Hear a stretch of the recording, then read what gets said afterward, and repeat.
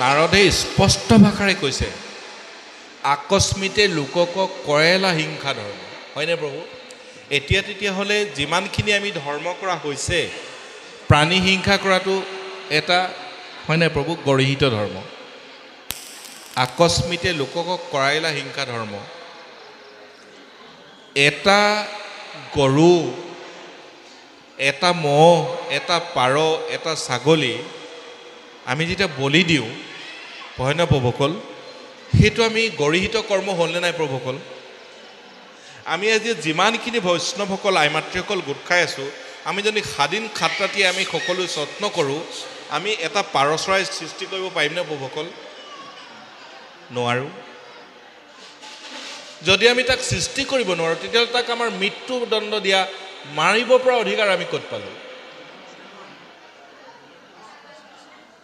আৰু দুৰ্গা মাতৃ আমাৰ মাতৃ বুলি কৈছোঁ কোন মাতৃ আছে নিজৰ সন্তানৰ তেজ খাব তেনেকুৱা মাতৃ আছেনে আইসকল নিজৰ পুত্ৰ লাগিলে যিমানেই বেয়া নহওক গোকৰ্ণ কাহিনীটো কৈ দিম আপোনালোকে কান্দিয়ে যাবগৈ হয় নাই প্ৰভুসকল যদি ক'বলৈ কয় আপোনাক গোকৰ্ণ কাহিনীটো কৈ দিম হয় নাই প্ৰভু পৃথিৱীত তেনেকুৱা কোনো মাতৃ নাই নিজৰ সন্তানক বলি দি তেজ খাব সেইবোৰ কেৱল আমি আমাৰ পেট পোষণৰ কাৰণে কৰিছোঁ কুকুৰ এটা যদি আপোনালোকৰ ঘৰত মৰে কি কৰিব আপোনালোকে ধুনীয়াকৈ কুকুৰটো নি পেলাই পুতি থৈ দিবগৈ শ্মশানত সেই কুকুৰৰ নিচিনাই ছাগলী এটা মৰিলে কিন্তু শ্মশানটো মই মোৰ পেটত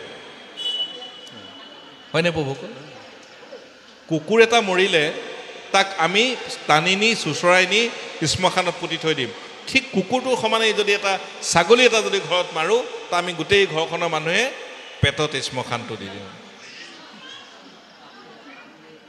সেইকাৰণে আমাৰ পেটত গেষ্ট্ৰিক হয় আমাৰ ভিতৰত থকা যিখিনি যন্ত্ৰপাতি লোহৰ বা বাঁহৰ নহয় চব মাংসৰে হয় হয়নে প্ৰভুসকল এখিনি মাংস গলি যাবৰ কাৰণে ৭২ ঘণ্টা সময় লাগে চাইন্সে কৈছে ৭২ ঘণ্টা এইখিনিত পৰি আছে আপোনালোকৰ ঘৰৰ চুকত যদি ৭২ ঘণ্টা মাংস এখিনি প্ৰায় কিমান বেয়া গন্ধ ওলাব সেইখিনি আমি পেটত লৈ আছোঁ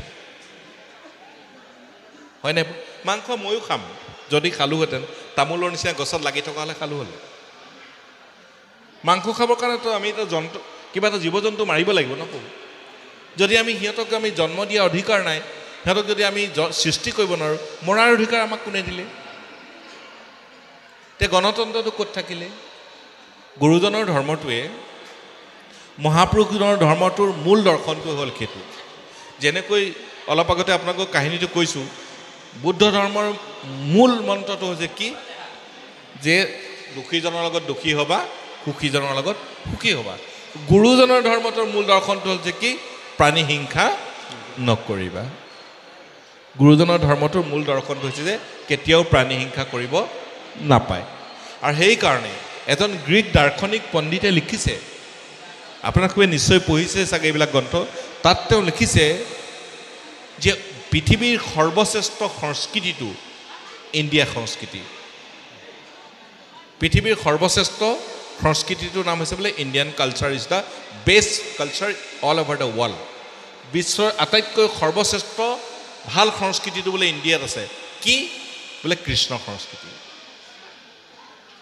কৃষ্ণ সংস্কৃতিটো বিশ্বৰ সৰ্বশ্ৰেষ্ঠ সংস্কৃতি আৰু সেই সংস্কৃতিটো আমাক কোনে দিলে কৃপালু গুৰুজনে দিলে কৃপালু গুৰুজন নোহোৱাহেঁতেন আমি কৃষ্ণ সংস্কৃতিটো নাপালোঁ কাৰণ শ্ৰীমদ ভাগৱতৰ দশম স্কন্ধত ভগৱন্ত কৃষ্ণৰ জন্মৰ পৰা একেবাৰে তেওঁ বৈকুণ্ঠ প্ৰয়াণলৈকে হয়নে প্ৰভু দশম স্কন্ধৰ 3টা ভাগত লিখিছে গুৰুজনে আদি দশমত ক'ৰ পৰা আৰম্ভ কৰিছে অ ব্ৰহ্মায়ে পাৰ্থিলা পৃথিৱীৰ দেখি ত্ৰাস লৈলা দেৱী দৈৱকী উদৰত হৰিবাস হয়নে প্ৰভু তাৰ পৰা আৰম্ভ কৰিছে ব্ৰহ্মায়ে পাৰ্থিলা পৃথিৱীৰ দেখি ত্ৰাস লৈলা দেৱী দৈৱকী উদৰত হৰিবাস তাৰ পৰা আৰম্ভ কৰিছে অৰ্থাৎ ব্ৰহ্মাই আৰম্ভ কৰিছে হে প্ৰভু তুমি জগতলৈ আহা দৈৱকীৰ ঘৰত তেওঁ তেতিয়া গৰ্ভত স্থিতি লৈছে তাৰ পৰা একেবাৰে ব্যাধৰ হাতত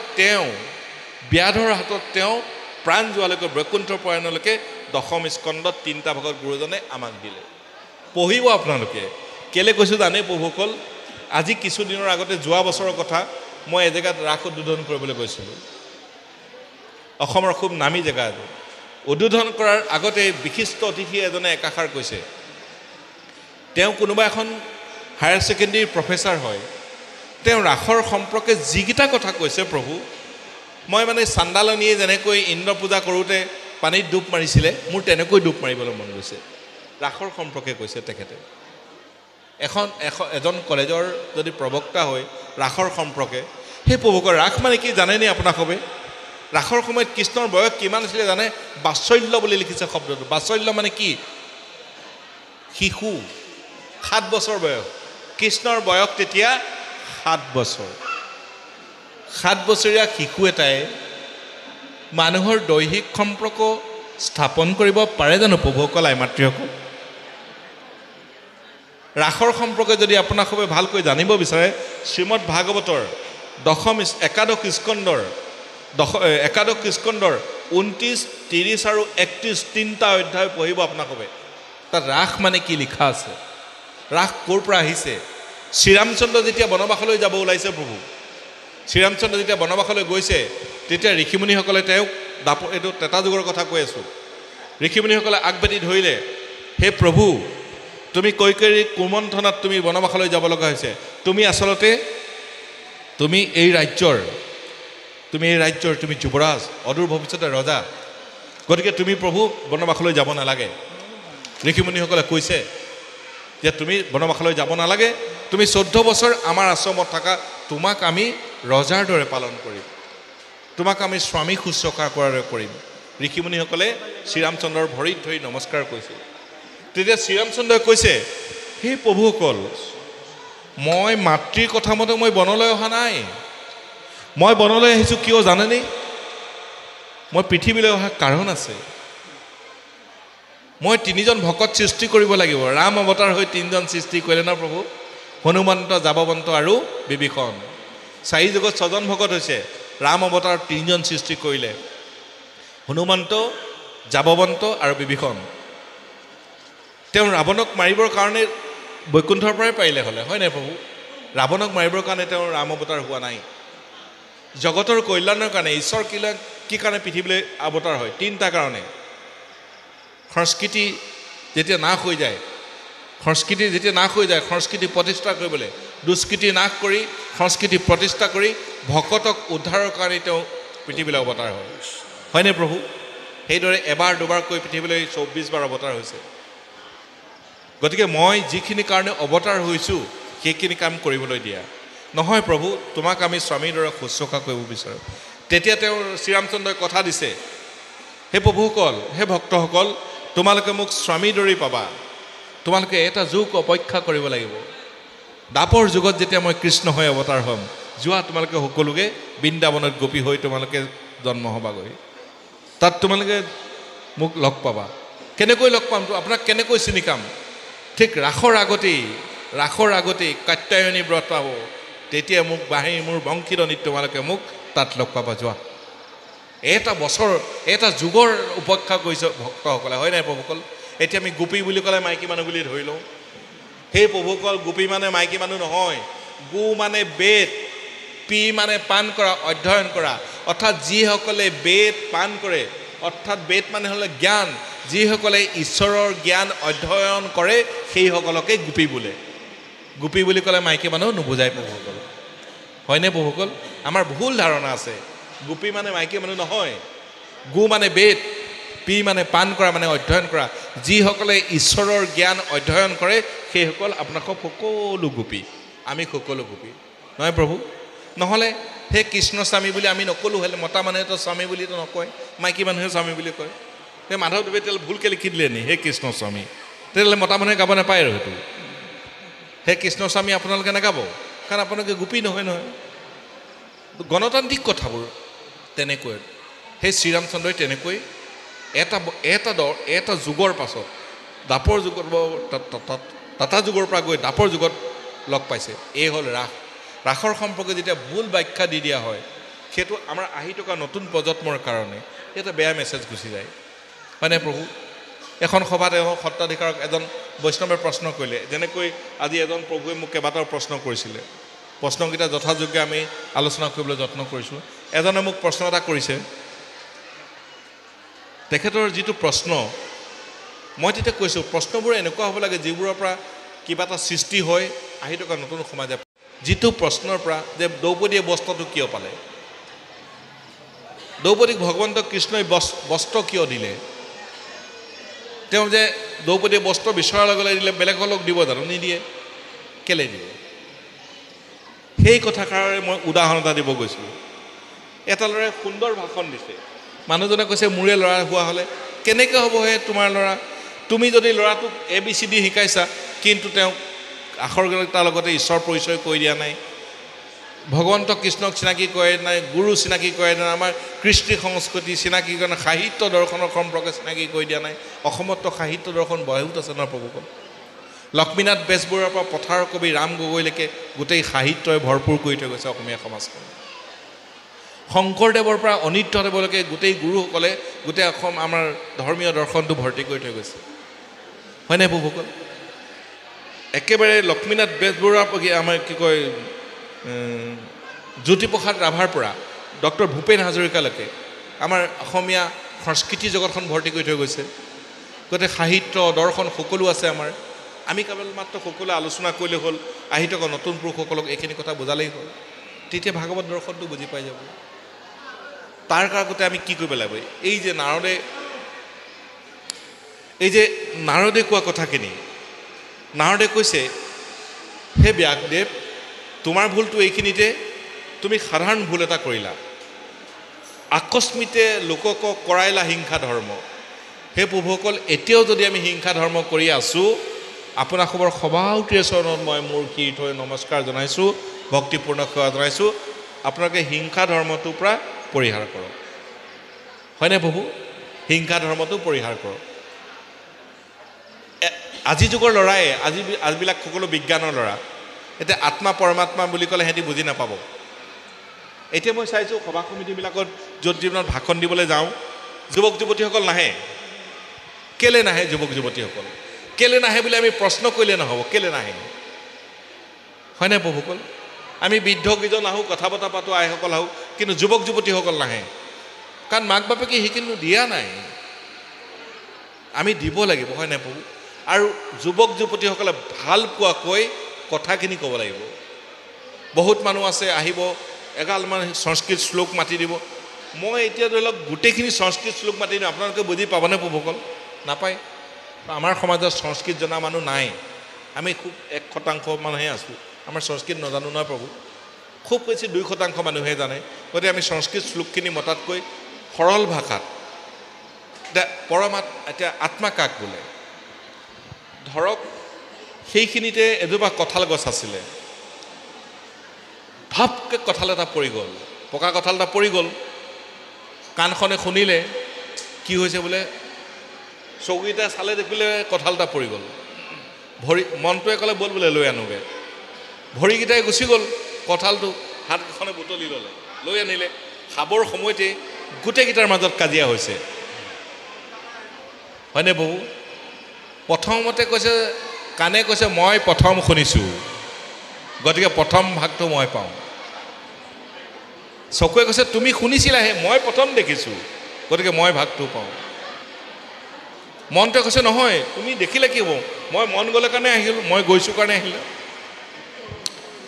ভৰিকেইটাই কৈছে নহয় মই গ'লোঁ কাৰণে সেইখিনি পালোঁ হাতে কৈছে নহয় মই উঠাই গোটেইকেইটাৰ মানে ইন্দ্ৰিয়ৰ মাজত লাগিল কাজিয়া সেই সময়তে আহিল প্ৰভুসকল আত্মাটো আহিল আত্মাই কৈছে নহয় সকলোতকৈ আগত মই পাম কিয় যে তোমালোকৰ গোটেইকেইটা ইন্দ্ৰিয়ক পৰিচালনা কৰি আছোঁ মই ইন্দ্ৰিয়কেইটা কৈছে তুমি কোন বোলে মোক চিনি নোপোৱা মোৰ নাম বোলে আত্মা তে ইন্দ্ৰিয়কেইটা ক'লে তোমাক আমি দেখাও নাই চিনিও নাপাওঁ দৰকাৰ নাই তুমি গুচি যোৱা তেতিয়া আত্মাই ক'লে ঠিক আছে মই গুচি যাওঁ বোলে গুচি যোৱা সাৱধান কিন্তু মই গুচি গ'লে কিন্তু তোমাৰ চকুৱে কাম নকৰিব কাণে কাম নকৰিব হাতে কাম নকৰিব ভৰিয়ে কাম নকৰিব গতিকে মই গুচি যাম গুচি যোৱা ঠিক সেই সময়তে আত্মাটো ওলাই যাবলৈ লৈছে আত্মাটো ওলাই যাবলৈ ল'লে আমাৰ অৱস্থাটো কেনেকুৱা হ'ব প্ৰভুসকল কেনেকুৱা হ'ব আমাৰ আত্মাটো তেনেকুৱা এটা পৰিস্থিতি হৈছে। তেতিয়া যেতিয়া কাণে নুশুনা হৈ গৈছে, চকুৰে নেদেখা হৈ গৈছে, মনে কাম নকৰা হৈছে, তেতিয়া কৈছে নহয় নহয় তুমি থাকা। তাৰমানে সেইটোৱে হ'ল আত্মা।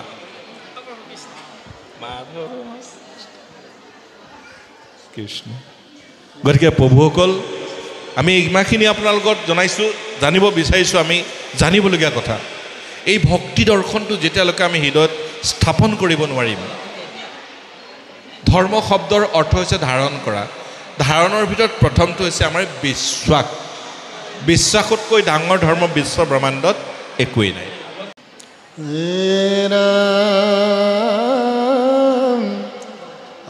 স্বভাৱে লম্পট বিষয়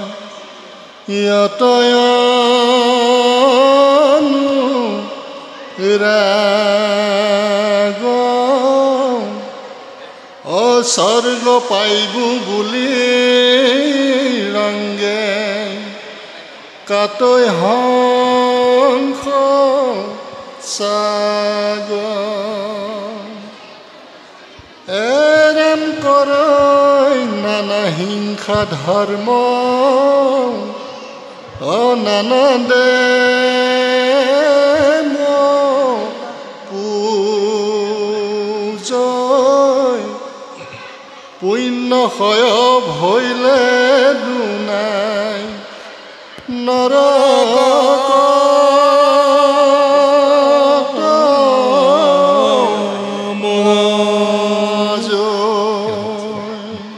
কৃষ্ণ। স্বভাৱে লম্পট, আমাৰ কথা কৈছে, মানুহৰ কথা কৈছে, হয় নাই বহু? কোনোবা এজন ব্যক্তিক কোৱা নাই, আমাৰ মানুহ জাতিটো স্বভাৱে লম্পট। আমি সকলোৱেই স্বভাৱে লম্পট বুলি কৈছে, আমাৰ সকলোৱে স্বভাৱত লম্পট। আমি স্বৰ্গ পাম বুলি আমাৰ উদ্দেশ্য কি? স্বৰ্গ। আমি যে যাগযজ্ঞ কৰোঁ, বলি বিধান কৰোঁ, পূজা পাতল কৰোঁ, আমাৰ লক্ষ্য কি? আমি স্বৰ্গ লাভ কৰোঁ। আপোনালোকে নিশ্চয় বাইবেল পঢ়িছে, যিসকল নাই পঢ়া আপোনালোকে অসমীয়া অনুবাদ আছে পঢ়িব। তাত এনেকৈ যেনেকৈ আমাৰ শ্ৰীমদ ভাগৱতৰ প্ৰথম যিটো গুৰুজনে লিখা মংগল আচৰণ, গুৰুজনে লিখিছে মংগল আচৰণত গুৰুজনে প্ৰথম কৈছে, ভগৱন্তক প্ৰাৰ্থনা কৰিছে, জয় জয় কৃষ্ণ কৃপা ময় মহেশ্বৰ যাৰ যজ্ঞ ক্ষীৰে বহে ব্ৰহ্মাহৰি।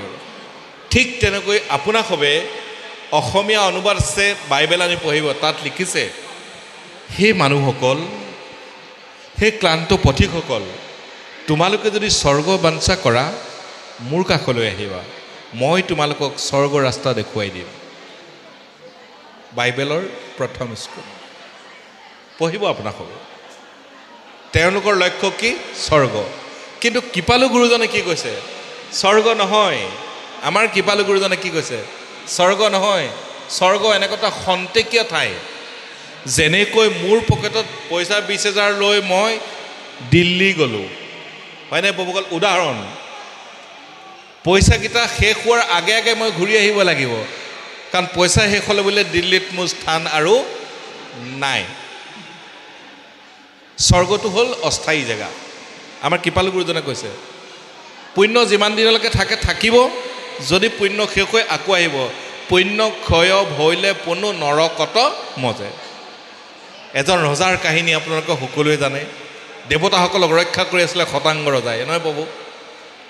দেৱতাসকলৰ ইমানেই শক্তি আছে, চিন্তা কৰক, তেওঁলোকে দৈত্য দানৱৰ ভয়ত খটাংগ ৰজাক ৰখীয়া পাতি থৈছে। খটাংগ ৰজাই দেৱতাসকলক ৰখি আছে।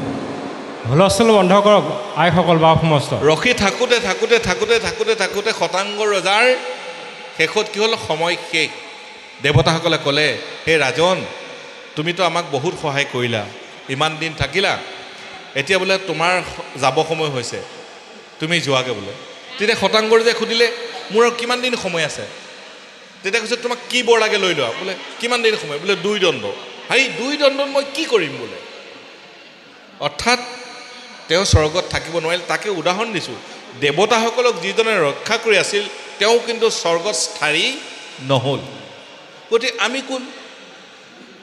গতিকে হে প্ৰভুসকল, কৃপালু গুৰুজনে কৈছে, স্বৰ্গ বাঞ্ছা তোমালোকে নকৰিবা, একমনে শুনা শৰীৰ ধ্যান বৈকুণ্ঠ নামে আছে মহাথান। আপোনালোকৰ কাৰণে ৰেডি কৰি থৈছে জেগাডোখৰ নাম কি? বৈকুণ্ঠ, যাৰ পৃথিৱীত বিপৰীত শব্দ নাই। দিনৰ বিপৰীত ৰাতি,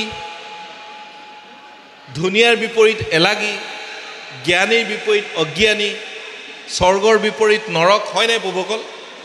কিন্তু কৃপালু গুৰুজনে সৃষ্টি কৰা ভকতৰ কাৰণে সৃষ্টি কৰা ঠাইডোখৰৰ নাম যিটো তাৰ বিপৰীত শব্দই নাই। বৈকুণ্ঠৰ বিপৰীত শব্দ আছেনে আইসকল প্ৰভুসকল? সেই হ'ল শংকৰদেৱ পৃথিৱীৰ অদ্বিতীয় ব্যক্তি। আৰু সেইডোখৰ জেগা কাৰ কাৰণে থৈছে? ভকতেহে তাৰ নামক জানয়, অভকতে তাৰ গন্ধক নাপায়। সিদ্ধান্ত দি গৈছে একমনে শুনা শৰীৰৰ ধ্যান, বৈকুণ্ঠ নামে আছে মহাথান। ভকতে তাৰ নামক জানয়, অভকতে তাৰ গন্ধক নাপায়। অৰ্থাৎ ভগৱন্ত কৃপালু গুৰুজনে আমাক বৈকুণ্ঠ প্ৰয়াণৰ কাৰণে অৰ্থাৎ বৈকুণ্ঠলৈ যাব কৈছে। তাত কিয় কাৰণে কৈছে? আমাৰ লক্ষ্য হ'ল আনন্দ বিচাৰি। আনন্দ ক'ত আছে? পৰমাত্মাক, যাক আমি পৰমানন্দ বুলি কওঁ। চাব আপোনালোকে, জুই ধৰ্ম কি? জুই যিমান তলত জ্বলাওক, জুই ওপৰলৈ গতি কৰিব। কি কাৰণে? জুই সৃষ্টি সূৰ্যৰ পৰা হৈছে, গতিকে নিজৰ স্থানলৈ গমন কৰে। জুই ঘটাই ঊৰ্ধ্বগতি। পানী আপোনালোকে যিমান তলত পাৰিব তাতকৈ তললৈ যাব, কাৰণ পানীৰ সৃষ্টি হৈছে ক'ৰ পৰা? ভূগৰ্ভৰ পৰা, গতিকে জন্মস্থানলৈ যাব বিচাৰে। আমাৰ আত্মাবিলাকো সদায় পৰমানন্দৰ ওচৰলৈ যাব বিচাৰে, সেইকাৰণে আমি সদায় আনন্দ বিচাৰি থাকোঁ।